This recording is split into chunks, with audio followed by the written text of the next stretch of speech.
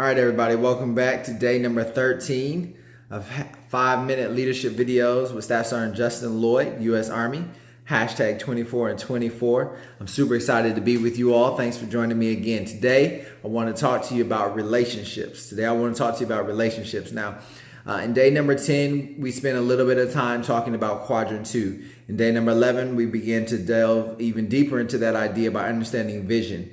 In day number 12, we talked about how we make that happen by establishing goals that lead us to the accomplishment of our vision. But today I want to talk about another more important, crucial element about that quadrant 2 living, and that is relationships. Relationships are super important.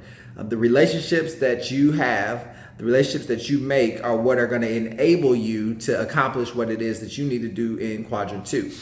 If the most important thing that is in quadrant 2 living is the strategic element that comes from knowing your vision and establishing your goals, then the thing that most enables you to be able to accomplish those things is your relationships. Now, what kind of relationships that am I talking about? Now, let's make it clear. I'm not talking about the love relationships between you and another person. I'm talking about the developmental relationships that come from you either mentoring somebody or teaching them or coaching them so that they are now able to handle what we call quadrant 1 activities. Now, if you remember in our picture here, you see that the quadrant 1 is extremely small and the quadrant 2 is extremely large, and there is no quadrant 3 and 4. And the reason that the quadrant 1 is able to be so small is because instead of everybody calling you for everything that arises, they're instead handling them themselves at their level. So in the Army, we talk about handling things at the lowest level before it escalates. In life, in leadership, we're talking about your ability to develop the people around you to handle the business that they have.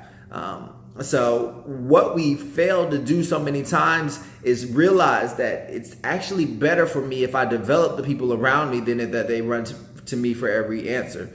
So we get told, hey, you're really good. Hey, you're a great problem solver. I'm going to make you the leader. And what we're used to doing is solving problems. So we tell people who we're leading, hey, just bring me your problem and I'll solve it. Or we start to develop them and we understand that it's really important to do so, but we can't take our hands off them. I need to touch it. I need to see it. Ooh, it's so much better if I do it myself. And so we don't actually build the time in it. And because we don't build the time in, then we're always running from one fire to the next fire to the next fire, and we lose confidence in our team anyways.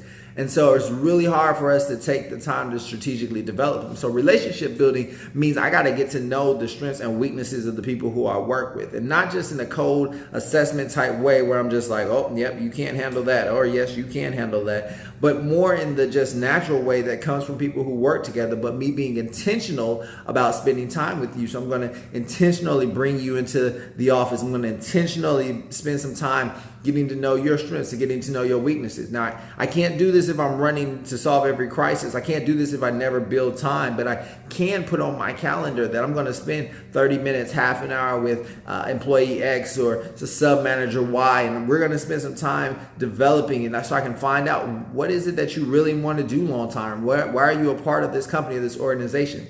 This matters even in your family element, because you may be leading your family, and as the leader of your group, what do your kids want to do? Not what is it that you want your kids to do, not what is it that you want to live through your kids, but what is it that your kids actually want to do? What are their gifts and what are their talents? And when you really began to pour into them and to understand them and not to try to place your desires and wishes onto them, but to just allow them to develop, then you begin to build the same skills that you need in relationship with your family for what you're going to need to be successful out there. When you're talking about your community and impacting your community, what are the relationships there? Who are the people who you need to know? Let me ask you this. Do you know your next door neighbors? It used to be that when somebody moved into the neighborhood, everybody brought by a pie or a cake or something that said, hey, and how you doing? And nowadays, that seems to be something that's non-existent. We have to develop the relationships in our community in order to be able to impact our community, because you may be trying to reinvent the wheel, but you're not a carpenter or a mason, and there's somebody right next door to you who is.